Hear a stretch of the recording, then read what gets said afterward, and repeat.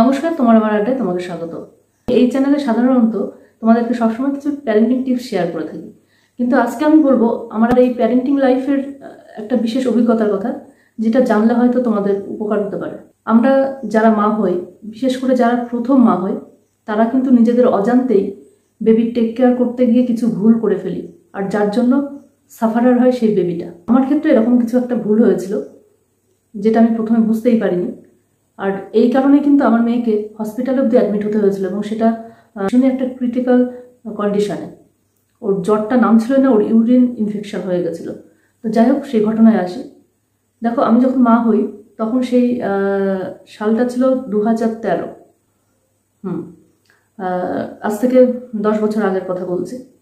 তো সেই সময় আমার হাতে কিন্তু কোনো স্মার্টফোন ছিল না, যার কারণে অ্যাওয়ারনেসটাও এতটা ছিল না।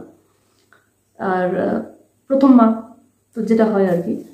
তো আমি কি করতাম, আমার বেবিদেরকে, তোমরা অনেকেই জানো যে আমার জমজ ছেলে মেয়ে, তো আমার বেবিদেরকে শীতকালে, বিশেষ করে নভেম্বরে হয়েছিল, শীতের মধ্যে আমাদেরকে প্যাম্পাস পরে শোয়াতাম, হয়তো তখন 3-4 মাস বয়স এরকম।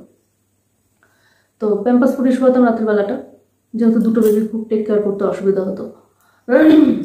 এবার আমার না ওখানেই একটা ভুল হয়েছিল।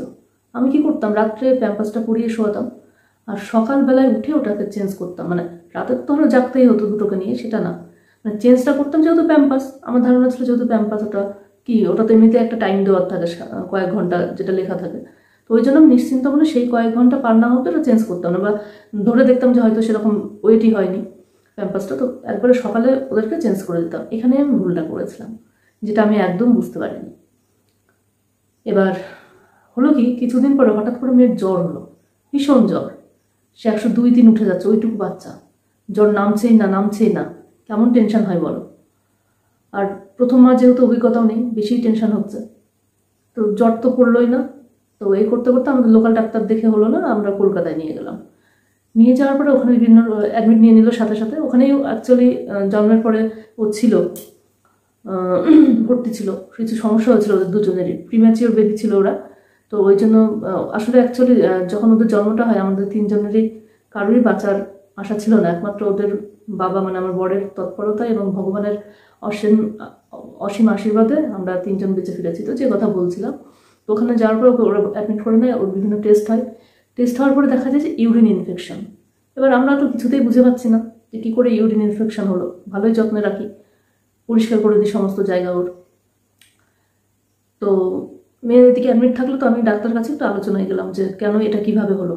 তো সবটা শুনে উনি যেটা বললেন, আর আমি যেটা বুঝলাম যে ব্যাপারটা এইরকম হয়েছে, ওই যে রাত্রে শুয়ে থাকতো না প্যাম্পাসটা করে, ছোটো বাচ্চারা কি হয়, ওদের কিন্তু পটি নির্দিষ্ট কোনো টাইম থাকে না, যখন তখন পটি করে। আমি মানে এতটাই বুদ্ধি কম ছিল, বুঝতে পারিনি। মানে আমি কি ভাবতাম, শিশুটা যেমন প্যাম্পাসটা অ্যাবজর্ব করে নিচ্ছে, হয়তো পটিটাকেও অ্যাবজর্ব করে নিচ্ছে। হ্যাঁ, মানে হয়তো থাকে, আমি সকালে পরিষ্কার করতে গিয়ে দেখতাম যেটা শুকিয়ে গেছে ওর পটিটা, কিন্তু হয়তো তরল পদার্থ যেটা থাকতো অ্যাবজর্ব করে নিত। তো আমি ভাবতাম, মানে অত তুলিয়ে ভাবিনি বিষয়টা, যে আমি ভাবছি ঠিক আছে, শিশু যখন অ্যাবজর্ব করে নিচ্ছে তো ওটা তোর মধ্যেই থাকছে, কোনো অসুবিধা নেই, সকালে চেঞ্জ করে দিচ্ছে, কোনো আমি ভাবিই নি আসলে বিষয়টা কী হতে পারে। তো ওখান থেকে দেখা গেলো, যেহেতু দেখা গেলো কোনোদিন হয়তো আর্লি নাইট ও পটি করেছে, দেখা গেলো সেটা 3 ঘন্টা মতো থাকলো, তারপর আমি সকালে চেঞ্জ করছি। ওই জিনিসটা থাকতে থাকতে, যেহেতু মেয়ে সন্তান, দেখো আমি কিন্তু দুজনকে পড়াতাম বলেছি, ছেলেরও পড়িয়েছি মেয়ের, একইভাবে দুজনকে ক্লিন করতাম সকালে। ছেলের কিন্তু ইনফেকশন হয়নি, কিন্তু মেয়েটার হয়ে গেছিলো। কারণ মেয়েদের ফিজিক্যাল স্ট্রাকচার, ছেলেদের স্ট্রাকচার আলাদা হয়। মেয়েরা যত তাড়াতাড়ি এফেক্টেড হয় ইনফেকশনে, ছেলেরা কিন্তু অত সহজে হয় না, কারণ ওদের স্ট্রাকচারটাই সেরকম। তো এই ভুল, মানে যখন বুঝলাম বিষয়টা, কেমন যে লাগছিল যে আমার একটা সামান্য ভুলে, সামান্য অসচেতনতার জন্য আমার মেয়েটাকে, ওই ছোট্ট মেয়েটাকে কি কষ্ট পেতে হয়েছে কটা দিন হসপিটালে। তো যাই হোক, মনে পড়লে এখন কেমন লাগে। তো 10 বছর আগের কথা, অভিজ্ঞতা বেড়েছে। আর প্রথম মা ছিলাম, দ্বিতীয়বার হলে নিশ্চয়ই অনেকটা পোক্ত থাকতাম। অতটা অ্যাডভাইস দেওয়ার লোক ছিল না, বললাম না, তখন অতটা সচেতন ছিলাম না। আর এখন তো স্মার্টফোনের যুগে আমরা অনেক কিছু জানি, চাইলেই পেয়ে যাই, জানতে পারি ইউটিউব সার্চ করে।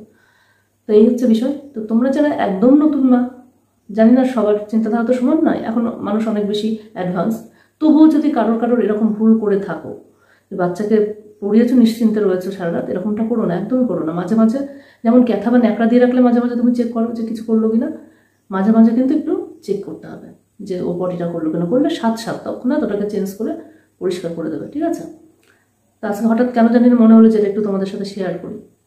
যাই হোক, ভালো থেকো। প্যারেন্টিং টিপস নিয়ে পরের ভিডিওতে আসছি।